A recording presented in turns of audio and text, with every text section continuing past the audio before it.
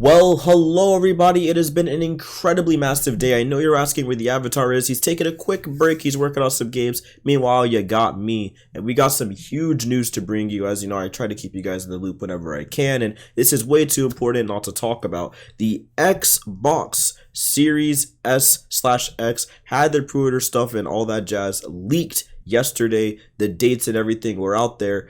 But now we have the full confirmation of the prices, dates, and even what this new Series S or unlocked heart is capable of. So let's get straight into it. So if you come over here on my screen, we're going to take a look at the brand new consoles, the power of our dreams, the Xbox Series X and Series S.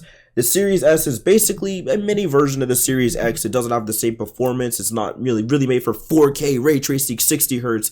It's more for smaller 1080p 140 to 120 FPS, which is very massive. They showed Gears of War 5 running at 120 FPS, which is incredible. There is going to be DirectX ray tracing thanks to dynamic resolution and stuff, which they actually talked about a little bit with those Ampere chips way back with NVIDIA. I know they're using AMD chipsets here, but I think it's just going to show the industry does know what they're doing when it comes to these smaller gen, or I guess earlier gen AMD cards or NVIDIA cards, but doing what they can to make sure you could still perform with the big leagues. And I think that's awesome.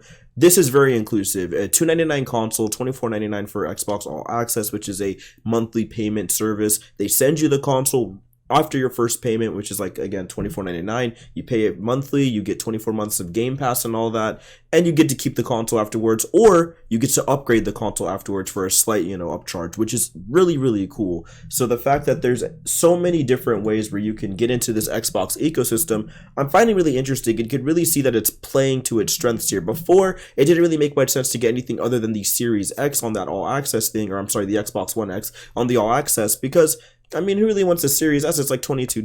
Might as well just go for the $300. But when it comes to something of this nature, you got the $24.99 a month because of All Access. And with the Series X, I believe it's $34.99 a month. Yeah, about. And, this is the most powerful console on the market right now. So we'll have to see what's going on with these two. They both are going to have the fast resume. They're both going to have the incredible fast load speeds. They both have the NVMe, SSD, and all that good stuff. So it's exciting to see where this stuff is going. Everything's faster. Everything's going to be loading quickly. They showed Outer Worlds loading in like 12 seconds, which is insane. Can't even get that on my PC with my hard drives and stuff set up.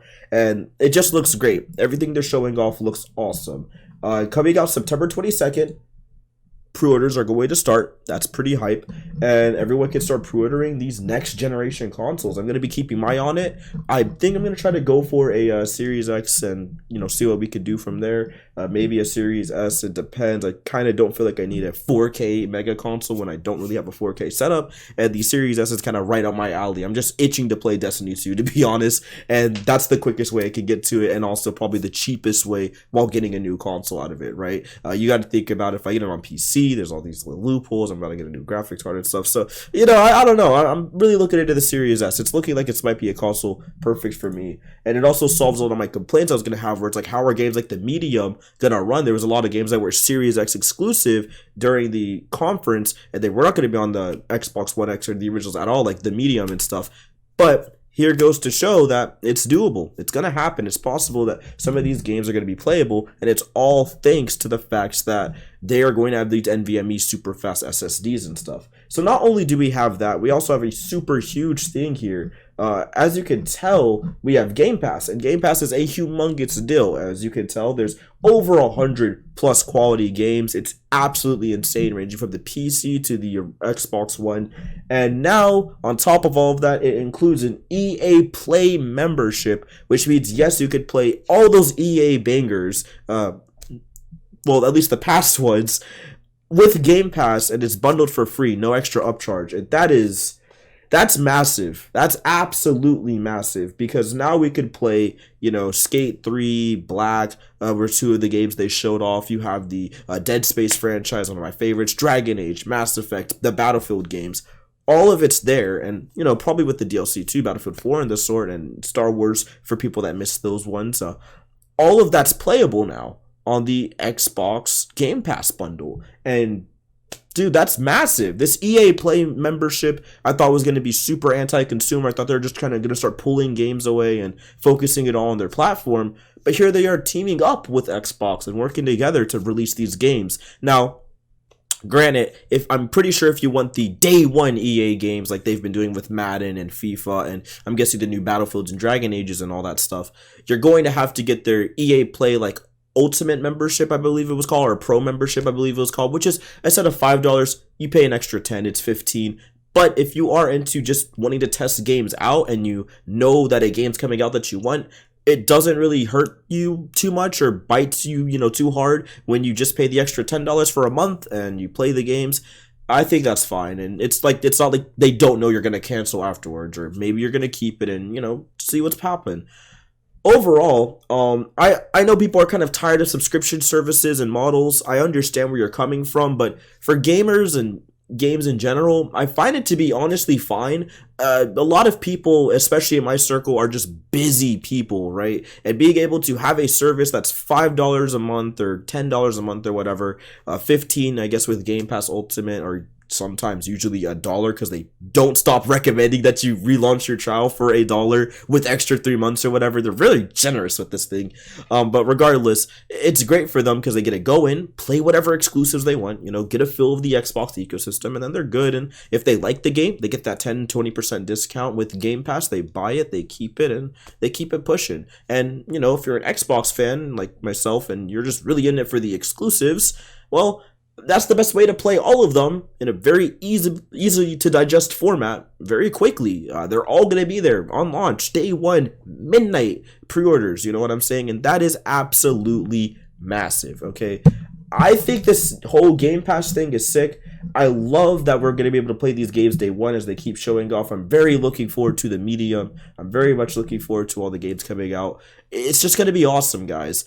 I really think Game Pass is doing something here. I really think teaming up with EA Play was an extremely smart move, because you went from like 100+ games. We're at like literally 200 something now. It's massive the amount of games you're going to be able to play on Xbox day one. I mean, if you're buying an Xbox next gen, you're going to be in for a treat. You're going to have a couple of exclusives there to keep you hooked. And eventually when you get bored of those, you're going to be able to fall back on the one library, hopefully enhanced and, fixed up and all that, touched up. And that's pretty big of a deal, because you're going to be able to fall back on those games and really play around and see what's popping. You know what I mean? Really check it out. So we'll just have to see, man. We'll just have to see. I'm really much looking forward to the future of Xbox. But it also brings to our second point. What's Sony going to do next? I don't know. All right, Sony, they got to do something fast. They got to drop pre-orders. They got to drop prices soon. And I'm not saying this to be rude or anything or try to start the console wars, because we're built different than that. I'm a PC gamer anyways at the end of the day, in all honesty. But we really do need to see what Sony's cooking up in the kitchen. I mean, I'm excited for the PS5. I really want to play Spider-Man. Ratchet & Clank looks great. But I'm getting a little wary. Where are those prices at? Both of them have been taking way too long playing chicken. I kind of had a gut feeling Xbox was going to drop their prices in September. It just makes too much sense knowing them. They don't like playing the handball, right? They were just chilling. They're waiting for it to get to a little closer to the holidays, which I understand. Get your bread up, right? But here with PlayStation, I hope they drop around the same time, hopefully next week. I don't think they have much time to play around here anymore, because if they don't drop prices before Xbox pre-orders, that's a death sentence. That really is a death sentence. I really do think so. The value here, the way it's being hyped up, the way it's being talked about, the fact that so many families in the store already know, and the Xbox is going to be the perfect family console. That's something Sony's got to take a look at, something they got to watch out for. The reason why everyone switched off of Xbox last gen was because it just wasn't hitting. There was the DRM issues. There was the always online nonsense. There was the kind of lackluster launch lineup, if you will, even though we could argue the Xbox launch lineup was a bit better, but you get the gist. There was a lot of issues, and Don Matrix certainly didn't help, on top of it being very expensive and bundled with the Kinect, which no one really asked for. All of these things led to the Xbox One's demise in the beginning. But with the PlayStation 4, they just capitalized on that. Lower price tag, it just kind of kept it pushing. They even have to have the games. Now, they did eventually get the games and stuff towards the end. Bloodborne, Horizon Zero Dawn, you get the gist. Many incredible titles, but that was their hook at the beginning, was they were cheaper. They had nothing at the beginning. Infamous Second Son, okay, it was great. Knack, Killzone Shadowfall, Order 1886, and one of the biggest PlayStation disappointments, arguably, of all time. This is the type of stuff I'm talking about.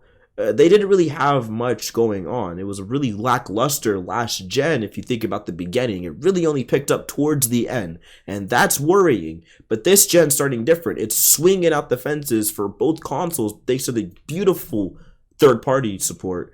And we're just going to have to see what happens when it comes to those first-party games. And PlayStation already kind of got on lock with Spider-Man and the sort. But if it's just slightly more expensive or something dumb of that nature, if Sony gets a little too arrogant, like they did with the PS3, it really could be curtains. And even with the great exclusives, they're gonna need to buff up PS Now sooner rather than later. They're really gonna start adopting that Game Pass system if they want to keep up. I thoroughly believe that. So we'll have to see what PlayStation does. Regardless, that's going to do it from me. I hope you all enjoyed my tiny ramblings on the PlayStation and the Xbox Series X, all of that great stuff with their launch prices and lineups. Let's hope Sony reveals something soon, guys. I'm very excited for this next generation. All the games look fantastic. I'm not going to sit here and cap. I'm really excited to pick up third parties on honestly everything. Watch Dogs Legions, Assassin's Creed Valhalla, Cyberpunk 2077 with ray tracing on the Series X and 4K. It's just too much to comprehend, for a feeble PC gamer just seeking about how awesome these consoles are going to be. Like 500 is the cost of the 3070. I'm hopefully going to be popping into my PC next year. You know what I'm saying? So for a box that's going to do all of that, and I don't have to keep upgrading this rig, I don't know. I might have to switch over once more. You know what I'm saying? So regardless, enough rambling from me. What are your guys' thoughts on the Xbox Series X and Series S? Are you going to pick one up? How do you feel about Game Pass? What games are you looking forward to, third party or first party for both consoles? Let's talk in the comment section below. I hope you guys all have a wonderful day. Thank you guys so much for checking out this video. And make sure you have yourselves a good one. Peace.